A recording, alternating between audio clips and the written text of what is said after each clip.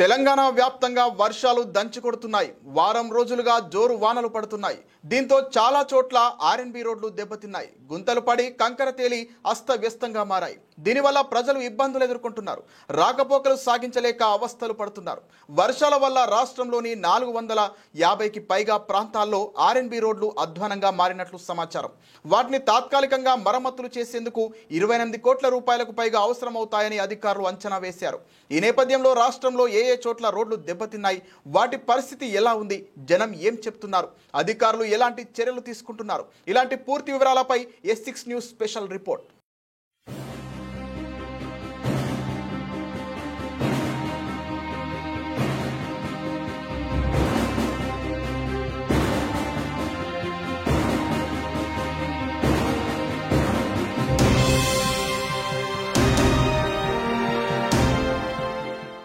అధిక వర్షాల కారణంగా ఆర్ఎన్బి రోడ్లు చిత్తడిగా మారాయి. వానలు వరదల వల్ల తెలంగాణలోని 454 చోట్ల 629 కిలోమీటర్ల మేర ఈ రహదారులు దెబ్బతిన్నాయి. 171 చోట్ల కాజ్వేలు, కల్వట్టుల దగ్గర రాకపోకలకు సమస్య ఏర్పడింది. వాగుల వెంట దాదాపు 60 కిలోమీటర్ల మేర రోడ్డు కోతకు గురైంది. దాదాపు 150 కల్వట్టులు, కాజ్వేలు, మైనర్ బ్రిడ్జిలకు మరమ్మతు అవసరం పడింది. ఇలాంటి పరిస్థితుల్లో ఆయా ప్రాంతాల్లో జనం సమస్యలు ఎదుర్కొంటున్నారు. ప్రయాణం చేయలేక ఇబ్బందులు పడుతున్నారు.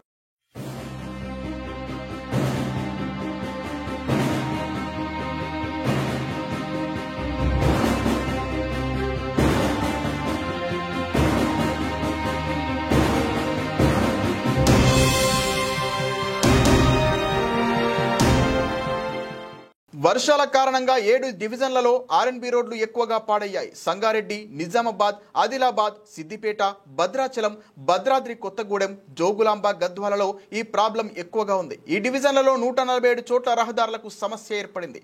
వీటిని తాత్కాలికంగా రిపేర్ చేసేందుకు 21 కోట్ల రూపాయలు అవసరమవుతాయి. అలాగే శాశ్వత మరమ్మతులకు 312 కోట్లు ఖర్చు అవుతుందని అంచనా వేస్తున్నారు.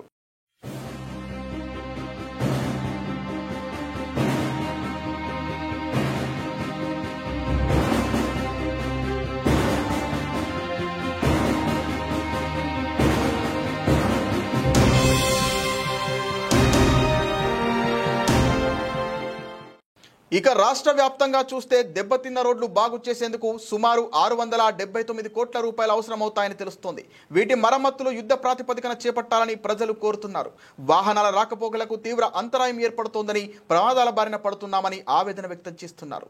తమ సమస్యను ప్రభుత్వం వెంటనే పరిష్కరించాలని డిమాండ్ చేస్తున్నారు. ఇటీవల కురుస్తున్నటువంటి వర్షాల కారణంగా ఆదిలాబాద్ జిల్లాలో చాలా ముంపు వాటిల్లే ప్రమాదం ఉంది. ఇప్పటికే చాలా ప్రాంతాలు వర్షంతో నిండా మునిగిపోయి బీట్ రోడ్లు, సీసీ రోడ్లు అన్నీ కూడా ధ్వంసమైపోయినాయి. ఇవాళ పాఠశాలలు, కళాశాలలకు వెళ్ళేటటువంటి రోడ్లు ఇప్పుడు శ్రీ చైతన్య అయితేనేమి, మరియు ప్రైవేట్ స్కూల్, రెసిడెన్సీ లాంటి ప్రాంతాలు కానీ ప్రమాదకరమైనటువంటి వాతావరణాన్ని ఇవాళ తలపిస్తూ ఉన్నాయి. రోడ్లు మరమ్మత్తు ఎప్పటికప్పుడు చేయకపోవడం ద్వారా ఆ నీటి నిల్వ ఉండడం ద్వారా మరింత ప్రమాదం ఉంది. వాహనాలు నడిచే చోట కానీ పిల్లలు చాలా ప్రమాదానికి గురవుతూ ఉన్నారు. ప్రధానమైనటువంటి రోడ్లు మన మార్కెటింగ్ ఏరియాలో కూడా లోతట్టు ప్రాంతాలుగా మారిపోయినాయి. నీటి నిల్వ ఉండడంతో వాహనదారులు అయోమయంకి గురవుతూ ఉన్నారు. దీంతో నీటి లోతేంటో తెలియకుండా ప్రమాదాలు జరుగుతూ ఉన్నాయి. భారీ వర్షాలు ఆదిలాబాద్ జిల్లాలో నిరంతరంగా కురుస్తూ ఉంటాయి. ఈ ప్రాంతంలో చలి, వాన, ఎండ కూడా తీవ్రమైన ప్రభావాన్ని చూపే అవకాశాలు ఉన్నాయి. కనుక జిల్లా యంత్రాంగం, ముఖ్యంగా జిల్లా కలెక్టర్ గారు ప్రత్యేకంగా దృష్టి సారించాల్సినటువంటి అవసరం ఉంది. ఇక్కడ రోడ్లు కొట్టుకుపోయిన ప్రాంతం కానీ, బ్రిడ్జి ప్రాంతాలు కానీ ప్రమాదకరమైనటువంటి ఆ ప్రాంతాలలో ప్రమాద సూచికలు ఏర్పాటు చేయాలి.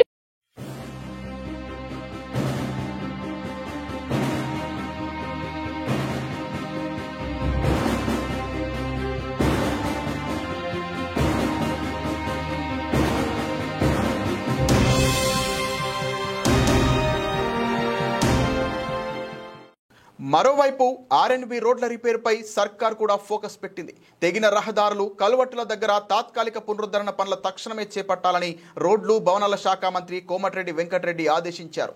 సంబంధిత అధికారులు జిల్లా హెడ్ క్వార్టర్లలో ఉండి క్షేత్రస్థాయిలో పరిస్థితిని ఎప్పటికప్పుడు పర్యవేక్షించాలని సూచించారు.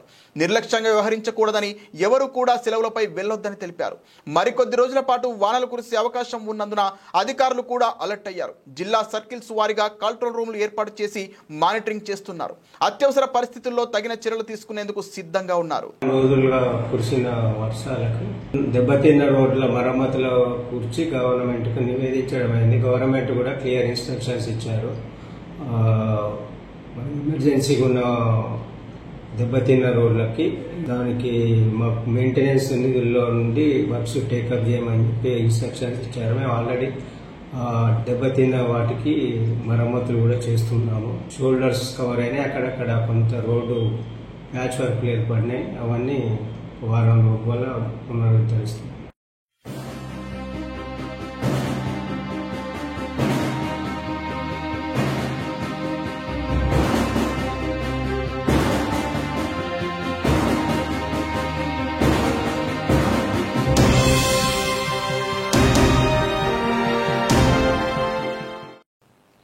ఈ రోడ్లు బాగైతే జనం కష్టాలు తీరుతాయి, రాకపోకలు ఎప్పటిలా మారుతాయి. అందువల్ల సర్కారు ఈ రహదారుల సమస్యపై దృష్టి సారించి త్వరగా మరమ్మతులు చేపట్టాలని ఆశిద్దాం. ఇది ఇవాల్టి స్పెషల్ రిపోర్ట్. ఇలాంటి మరిన్ని ఆసక్తికర అంశాల కోసం మా ఛానల్ను వీక్షించండి. అలాగే సబ్స్క్రైబ్ చేసుకోవడం మర్చిపోకండి.